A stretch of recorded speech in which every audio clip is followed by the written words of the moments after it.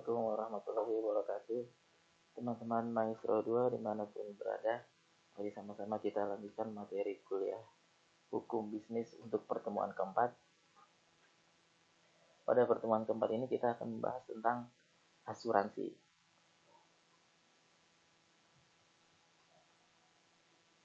Nah, kita lihat dulu pengertian dari asuransi. Secara bahasa, asuransi berarti pertanggungan. Nah, ini sudah diatur dalam Kitab Undang-Undang Hukum Dagang pasal 246 yang bunyinya pertanggungan adalah perjanjian dengan mana penanggung mengikatkan diri kepada tertanggung dengan menerima premi untuk memberikan penggantian kepadanya karena kerugian, kerusakan atau kehilangan keuntungan yang diharapkan yang mungkin dideritanya akibat suatu kejadian. Nah, kalau dilihat dari pengertian tadi, ada 5 unsur dalam asuransi. Ya, yang pertama, perjanjian. Jadi asuransi ini harus ada perjanjian atau kontrak.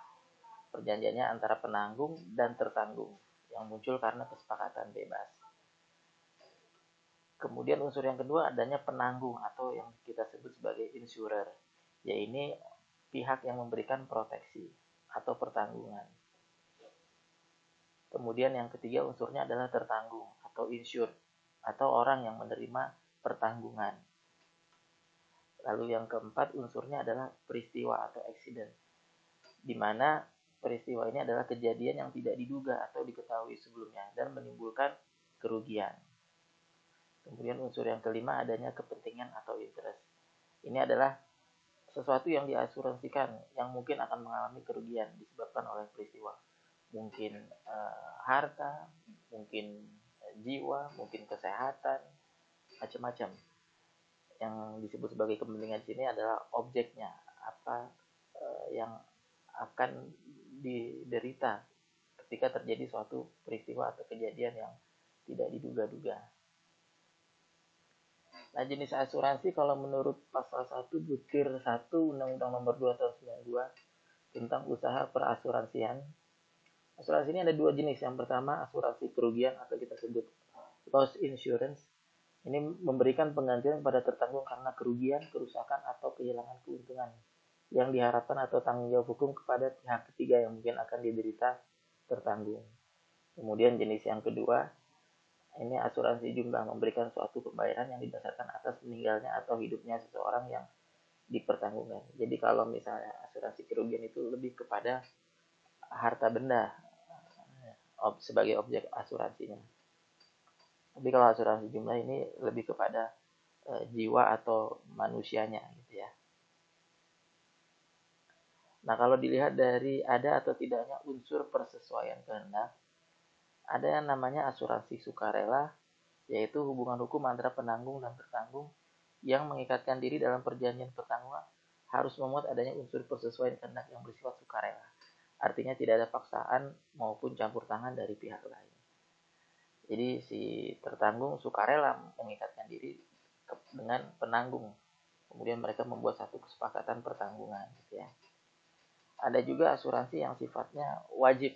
Ini hubungan hukum antara penanggung dan tertanggung ditentukan oleh undang-undang dan bersifat wajib. Misalnya dalam Undang-Undang Nomor 33 Tahun 1964 mengenai pertanggungan wajib penumpang dan Undang-Undang Nomor 34 Tahun 1964 mengenai pertanggungan kecelakaan lalu lintas jalan.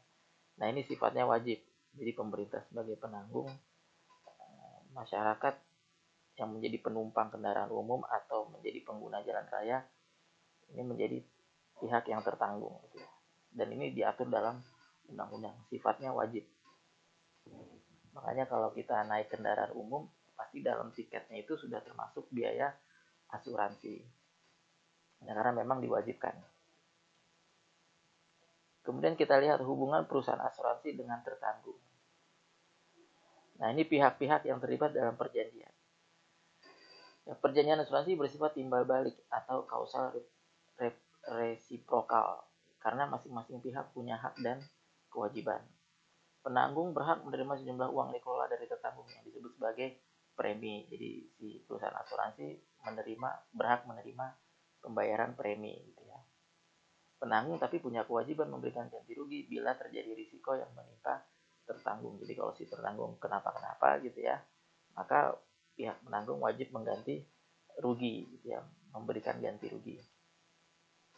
Tertanggung wajib membayar sejumlah uang yang disebut sebagai premi yang tadi ya. Jadi si tertanggung wajib bayar premi secara berkala, baik per bulan ataupun per tahun gitu ya. Dan tertanggung berhak menerima ganti rugi apabila tertimpa risiko kerugian.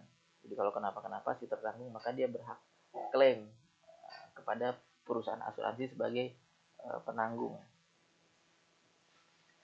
Ya istilahnya no premium no insurance. Jadi kalau nggak ada premi ya nggak ada ganti rugi gitu ya.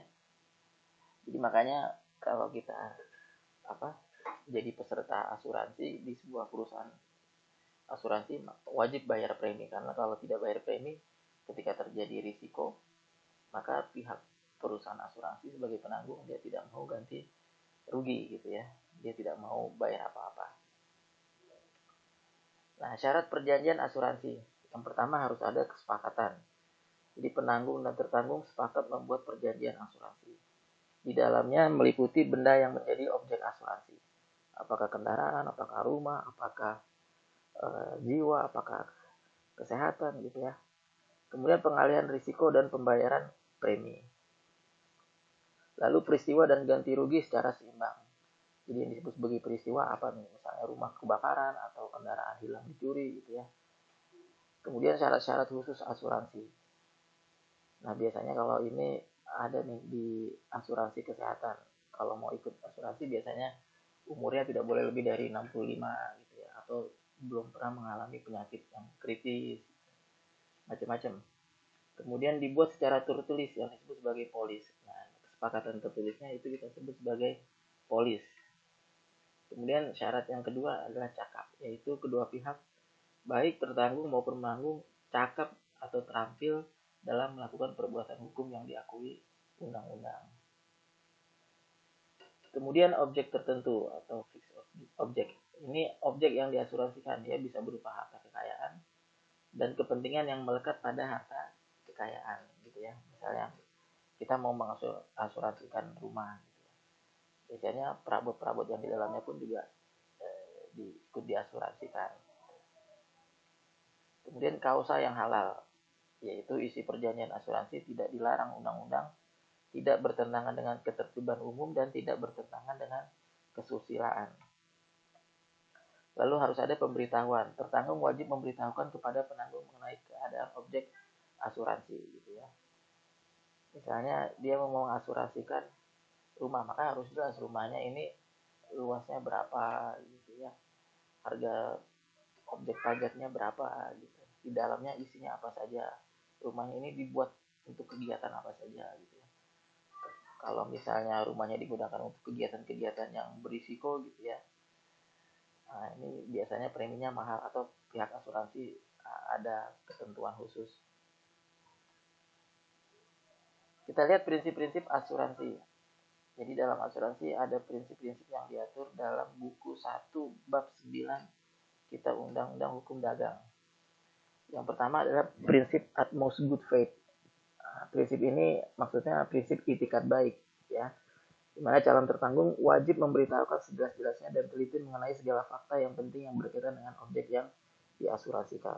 Misalnya ada orang ingin mengasuransikan dirinya ikut asuransi jiwa. Maka dia harus memberikan informasi yang sejelas-jelasnya dan sebenar-benarnya tentang kondisinya. Misalnya pekerjaannya termasuk berisiko atau tidak. Kalau misalnya pekerjaannya guru atau dosen tidak terlalu berisiko dibandingkan dengan kalau pekerjaannya polisi, tentara atau misalnya pilot, itu kan pekerjaan-pekerjaan yang berisiko gitu ya. Nah, dia harus memberitahukan. Kemudian biasanya kondisinya dia perokok atau tidak gitu ya. Biasanya orang yang perokok lebih berisiko gitu ya ketimbang orang yang tidak merokok. Jadi dia harus memberikan informasi yang sejelas-jelasnya. Kemudian yang kedua prinsip insurable insurance, artinya ada pembuktian apabila terjadi suatu kerugian atas objek yang dipertanggungkan gitu ya. Misalnya kalau dia meninggal gitu ya dalam tugas, maka harus ada surat kematian gitu ya sehingga bisa membuktikan bahwa dia memang benar-benar meninggal. Sehingga kalau dia ikut asuransi jiwa, pihak asuransi akan memberikan ganti rugi gitu ya. Lalu prinsip indemnity, yaitu ganti rugi yang seimbang, di mana tertanggung tidak boleh menerima ganti rugi melebihi dari pada kerugian nyata yang dideritanya dan terjadinya peristiwa yang dijamin dalam polis asuransi. Misalnya dia mengasuransikan kendaraannya seharga 100 juta gitu ya. Kalau misalnya hilang, ya dia tidak boleh minta lebih dari harga kendaraan tersebut gitu ya. Jadi harus seimbang. Kemudian prinsip subrogasi. Ini tertanggung telah menerima ganti rugi dari penanggung. Maka hak menuntut ganti rugi pada pihak lain yang dianggap menimbulkan kerugian tersebut akan jatuh pada penanggung. Nah, ada prinsip-prinsip lain yang tidak diatur dalam undang-undang. Misalnya, prinsip kontribusi. Bila tertanggung mengikatkan pada beberapa perusahaan asuransi, maka ganti rugi hanya berlaku wajib pada perusahaan asuransi yang pertama. Nah, prinsip ini dinilai kurang fair. Misalnya ada seorang tertanggung, dia ikut asuransi jiwa di perusahaan A, perusahaan B, perusahaan C, perusahaan D. Maka kalau dia meninggal, yang wajib membayar ganti ruginya atau membayar biaya pertanggungannya adalah perusahaan A. Sementara perusahaan B, C, D, dan seterusnya tidak dikenakan kewajiban. Padahal setiap bulan dia mungkin bayar premi kepada perusahaan-perusahaan tersebut. Nah, ini dianggap tidak fair. Kemudian ada juga prinsip proporsional. Jadi kalau misalnya tertanggung mengikat diri pada beberapa perusahaan asuransi, maka ganti rugi berlaku wajib pada semua asuransi yang menjadi penanggung. Namun ganti rugi dibayarkan secara proporsional. Tadi misalnya si tertanggung ikut asuransi jiwa di perusahaan A, perusahaan B, perusahaan C, perusahaan D, perusahaan E. Ketika dia meninggal, maka semua perusahaan itu ya, yang menerima premi dari si tertanggung wajib membayar biaya pertanggungan. Gitu ya. Tapi secara proporsional. Nah, ini juga kadang-kadang dinilai kurang fair juga gitu ya. Kurang fairnya kalau misalnya dia membayar preminya besar nih di perusahaan A, tapi karena ada prinsip ini perusahaan A hanya membayar biaya ganti ruginya tidak sebesar premi yang dia bayarkan, yang dibayarkan oleh tertanggung gitu ya. Lalu ada prinsip koasuransi, maksudnya penutupan pertanggungan atas suatu objek asuransi yang dilakukan oleh lebih dari satu tertanggung atau perusahaan asuransi, baik pada waktu yang bersamaan maupun pada waktu yang berbeda. Nah, ini biasanya sih berlaku pada nilai objek yang sangat tinggi atau sangat mahal gitu ya, sehingga harus diasuransikan pada beberapa perusahaan. Jadi kalau misalnya ada harta benda yang nilainya sangat mahal gitu ya, biasanya diasuransikan pada beberapa perusahaan asuransi gitu ya. Itu namanya koasuransi. Jadi kalau misalnya A, perusahaan asuransi A tidak sanggup membayar ganti rugi secara maksimal, dia bisa dibantu oleh perusahaan B. Bisa dibantu lagi oleh perusahaan C.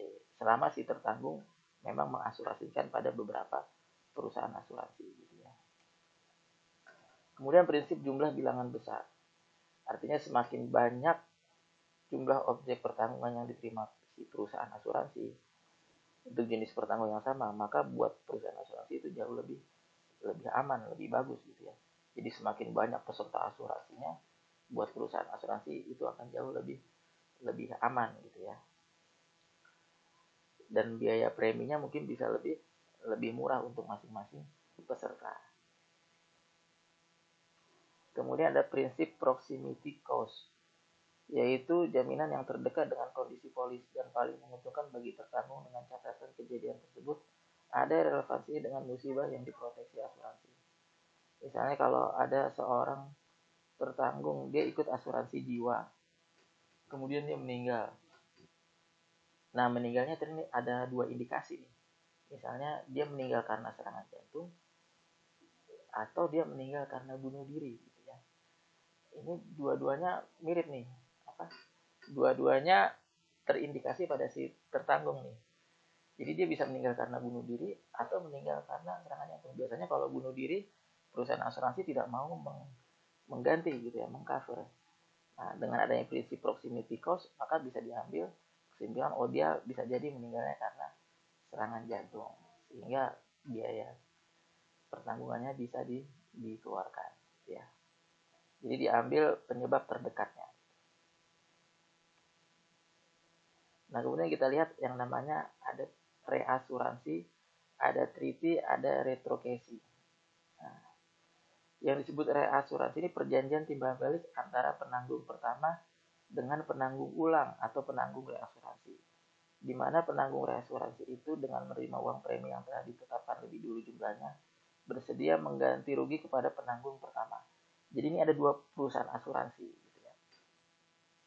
Perusahaan asuransi mengasuransikan dirinya kepada perusahaan asuransi yang lebih besar. Karena yang namanya perusahaan asuransi enggak belum tentu dia bisa membayar biaya pertanggungan dalam jumlah yang besar kalau misalnya terjadi sesuatu yang benar-benar di luar dugaan. Misalnya kejadian kapal Titanic. Jadi semua penumpang kapal Titanic itu kan diasuransikan di satu perusahaan asuransi. Kemudian terjadi musibah, kecelakaan yang mengakibatkan penumpangnya banyak yang meninggal gitu ya. Sehingga mau nggak mau perusahaan asuransi kan harus membayar biaya pertanggungan yang sangat besar kepada keluarganya korban kecelakaan kapal. Nah, kalau dia tidak mampu, kan bahaya. Nah, untuk mengantisipasinya, maka biasanya perusahaan asuransi, dia mengasuransikan dirinya lagi kepada perusahaan asuransi yang lebih besar. Gitu ya. Namanya perusahaan reasuransi. Nah, itu berlaku bagi semua perusahaan asuransi. Jadi semua perusahaan asuransi, dia mengasuransikan dirinya lagi kepada perusahaan asuransi yang lebih besar. Artinya kalau ada perusahaan asuransi yang dia kewalahan membayar biaya pertanggungan karena terjadi suatu musibah yang massal sifatnya, maka dia bisa di backup oleh perusahaan reasuransi. Kemudian treaty.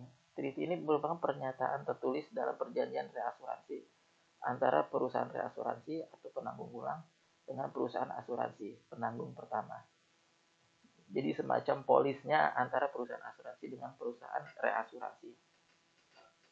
Nah ya, semacam polis. Kalau tertanggung dengan pihak perusahaan asuransi namanya polis gitu ya. Tapi kalau perusahaan asuransi mengasuransikan dirinya ke perusahaan reasuransi, nanti dia bikin perjanjian yang namanya treaty gitu ya. Kemudian ada retrosesi. Retrosesi ini mengasuransikan kembali risiko yang telah diasuransikan.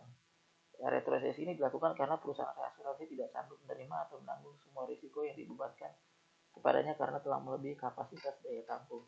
Jadi perusahaan reasuransi pun dia juga harus mengasuransikan dirinya lagi kepada perusahaan yang jauh lebih besar. Biasanya perusahaan yang retrosesi ini perusahaan yang ada di luar negeri gitu ya. Jadi kalau misalnya di suatu negara penduduknya semua ikut asuransi jiwa, lalu terjadi musibah yang besar gitu ya, sehingga hampir semua penduduknya meninggal, sehingga si perusahaan asuransi kan harus menanggung biaya pertanggungan yang cukup besar. Nah, kalau dia tidak mampu, maka dia akan dibantu oleh perusahaan reasuransi. Tapi kalau perusahaan reasuransinya tidak mampu juga, maka dia akan dibantu oleh retrosesi atau perusahaan asuransi di luar negeri yang kapasitasnya jauh lebih besar gitu ya. Nah, itu hubungan antara perusahaan asuransi, perusahaan reasuransi dengan retrosesi. Nah, sekarang kita lihat macam-macam asuransi. Nah, asuransi ini ada dua macam. Yang pertama, asuransi kerugian. Misalnya, asuransi kerugian salah satunya adalah asuransi kebakaran. Nah, ini diatur dalam buku 1 bab 10 pasal 287 sampai pasal 298 KUHD. Objek yang ditanggungkan adalah bangunan, ya bisa rumah, bisa pabrik, bisa kantor gitu ya. Nah, biasanya bukan hanya bangunannya saja, tapi isi-isinya juga diasuransikan. Nah, penyebab timbulnya kebakaran ini bisa macam-macam. Ya. Dan ini diatur dalam pasal 290 KUHD. Misalnya tersambar petir, atau misalnya api timbul sendiri, atau kecelakaan, kesalahan itu misalnya orang nyalain kompor gitu tapi nggak dimatiin gitu ya, kompornya apinya nyambar kemana-mana akhirnya kebakaran. Atau itikat buruk dari pelayan sendiri, pembantu di rumah punya niat jahat ingin bakar rumah majikannya, nah, akhirnya timbul kebakaran. Atau bisa jadi tetangganya nih, perilaku tetangganya bakar sampah, tiba-tiba apinya nyambar ke rumah, akhirnya kebakaran. Bisa juga dibakar orang lain yang menjadi musuh gitu ya, atau perampok dan lain-lain. Nah, ini sebab-sebab timbulnya kebakaran yang biasanya di cover oleh perusahaan asuransi. Tapi biasa ada juga perusahaan tidak mau mengcover kalau ternyata di dalamnya ada indikasi dibakar dengan sengaja gitu ya. Dibakar dengan sengaja oleh si pemilik bangunan. Jadi misalnya kalau pemilik bangunannya stres nih, punya pabrik tapi pabriknya tidak menghasilkan uang, bingung gaji karyawan, mau gaji karyawan nggak ada uangnya gitu ya, akhirnya dia bakar sendiri pabriknya, kemudian perusahaan asuransinya membayar ganti rugi dalam jumlah yang besar. Nah biasanya kalau ternyata disengaja, biasanya tidak di cover oleh perusahaan asuransi karena jatuhnya apa kriminal gitu ya. Tapi nggak semua asuransi begitu, ada yang seperti itu tapi tidak semua. Kemudian asuransi laut. Nah, asuransi laut ini meliputi asuransi bahaya laut, asuransi bahaya sungai dan perairan dalam. Kemudian Avare ini asuransi untuk kapal-kapal yang mengangkut barang dagang gitu ya. Atau berakhirnya perikatan dalam perdagangan laut. Ya. Nah, jenis bahayanya nih bisa ada dua nih sumbernya. Bisa dari alam, misalnya badai, gelombang besar, hujan angin, kabut tebal, batu karang, gunung es. Seperti kapal Titanic itu kan dia terus menabrak gunung es. Nah, itu salah satu sumber dari alam. Kemudian jenis bahaya bersumber dari manusia. Ini bisa karena nahkodanya, bisa karena awak kapalnya, atau bisa karena pihak ketiga, misalnya perompak bajak laut, atau pemberontakan awak kapalnya memberontak gitu ya, kapal diambil alih, kemudian dibakar gitu ya. Atau penahanan atau perampasan oleh penguasa negara dan lain-lain. Nah ini juga salah satu sumber bahaya yang dari manusia gitu ya. Kemudian ada yang namanya asuransi tanggung jawab. Nah ini merupakan upaya untuk mengatasi kerugian yang mungkin timbul sebagai akibat terjadi peristiwa yang tidak pasti dan tidak diinginkan di mana tertanggung harus menanggung beban kerugian dari sebuah peristiwa. Misalnya nih, ada seorang tertanggung gitu ya, mengendari kendaraan dan secara tidak sengaja menabrak dinding pagar rumah orang lain. Jadi dia bawa mobil dan nggak sengaja nabrak dinding pagar rumah orang lain gitu ya.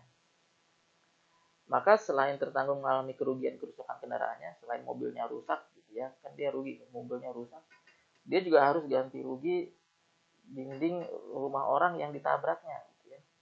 Nah biasanya daripada bingung-bingung, mendingan pakai asuransi tanggung jawab gitu ya, sehingga si pihak perusahaan akan mengganti mobilnya yang rusak dan juga mengganti biaya kerusakan dinding tembok yang ditabraknya. Nah ini namanya asuransi tanggung jawab. Kemudian ada asuransi kendaraan bermotor.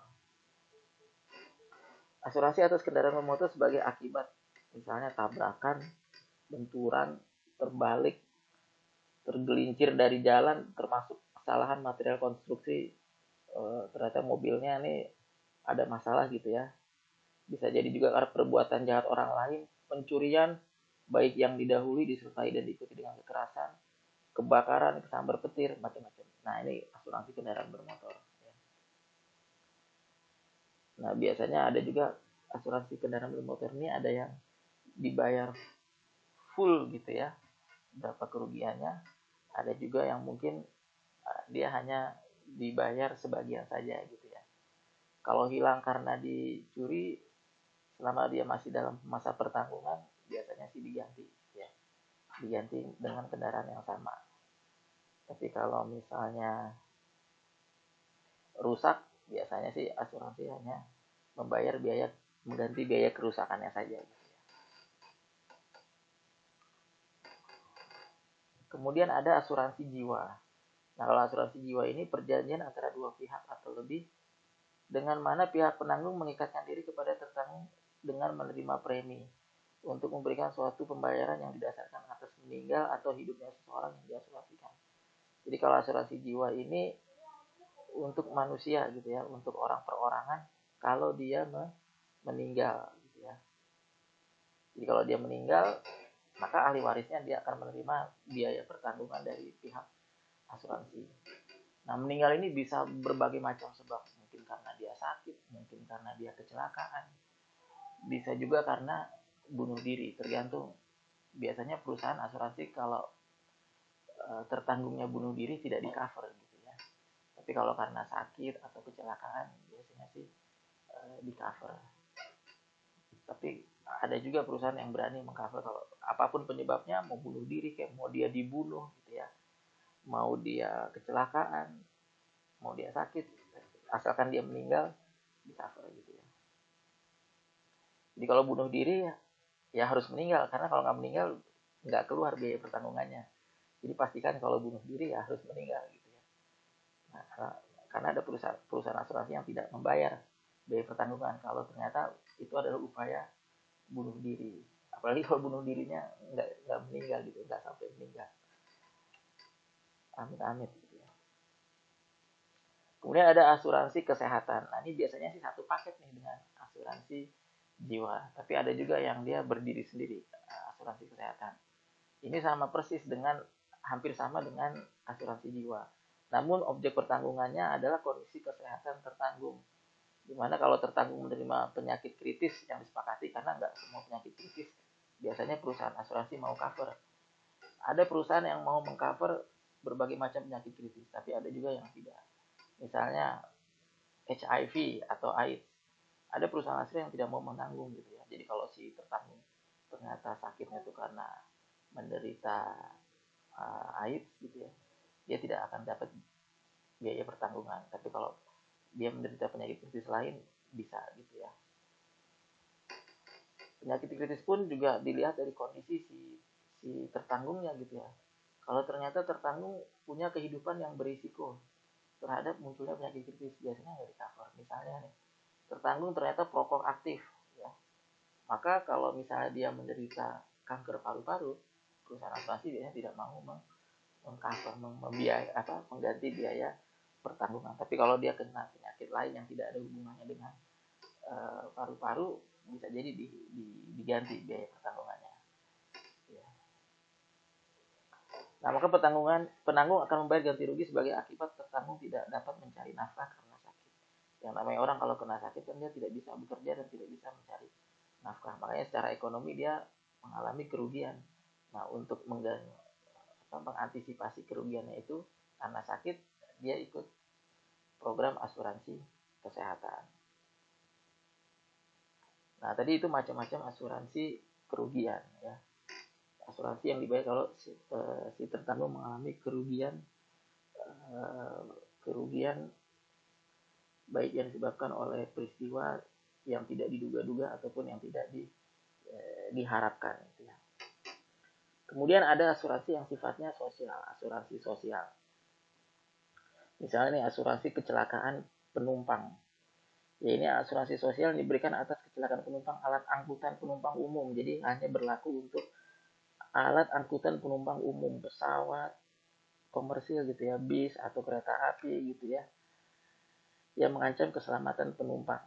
Jadi ini hanya berlaku untuk penumpang kendaraan umum. Tapi ada juga kadang-kadang orang menyewa kendaraan umum untuk keperluan pribadi gitu ya. Saya ada satu keluarga, dia sewa satu maskapai pesawat gitu ya untuk pergi kemana gitu. Kemudian dia pesawatnya mengalami kecelakaan, nah itu tidak di cover oleh asuransi kecelakaan penumpang gitu ya. Karena itu angkutan umum tapi diperlakukan sebagai angkutan pribadi gitu ya. Nah, kemudian kecelakaan penumpang alat angkutan umum mengakibatkan timbulnya kerugian yang disebabkan karena kematian, cacat tetap atau luka yang dialami oleh penumpang. Maksudnya cacat tetap itu cacat yang permanen, yang sampai mati itu cacatnya nggak mungkin sembuh gitu ya. Perusahaan penanggung asuransi sosial kecelakaan penumpang adalah PT Jasa Raharja. Nah, biasanya kalau kita beli tiket bis, tiket kereta, tiket pesawat, ya, atau tiket kapal, di dalamnya sudah ada biaya asuransi Jasa Raharja. Jadi kalau terjadi sesuatu pada kendaraan yang kita tumpangi, maka perusahaan Jasa Raharja akan memberikan biaya pertanggungan kepada penumpangnya. Kemudian ada asuransi kecelakaan lalu lintas jalan. Nah, untuk kecelakaan lalu lintas jalan ini pihak-pihak dalam asuransi sosial kecelakaan terdiri dari pemilik kendaraan bermotor, pengguna jalan raya tapi bukan penumpang, dan PT Asuransi Jasa Raharja. Ya. Jadi semua pemilik kendaraan bermotor itu wajib membayar asuransi kecelakaan lalu lintas jalan, gitu ya. Walaupun dia selama di jalan tidak mengalami kejadian-kejadian yang merugikan. Gitu. Nah, sumbangan wajib ini dikenakan sebagai premi kepada semua pemilik kendaraan motor. Jadi ketika kita bayar urus perpanjangan STNK, itu di dalamnya ada biaya jaminan sosial untuk kecelakaan lalu lintas jalan. Kemudian ada jaminan sosial kesehatan. Nah, ini ya. Ini diselenggarakan oleh pemerintah di mana yang ditunjuk adalah Badan Penyelenggara Jaminan Sosial atau BPJS sebagai pihak penanggung dan masyarakat Indonesia secara umum itu sebagai tertanggung. Ya. Nah, ini diatur dalam Undang-Undang Nomor 40 Tahun 2004. Jadi semua masyarakat Indonesia itu wajib ikut BPJS atau Jaminan Sosial Kesehatan. Walaupun dia sudah punya asuransi di perusahaan swasta, nggak masalah, tapi disarankan dianjurkan memang ikut BPJS. Gitu ya. Nah, jaminan sosial ini sama halnya dengan asuransi kesehatan pada umumnya hanya saja diselenggarakan oleh pemerintah. Nah, demikian materi kita tentang asuransi. Terima kasih banyak atas perhatiannya. Assalamualaikum warahmatullahi wabarakatuh.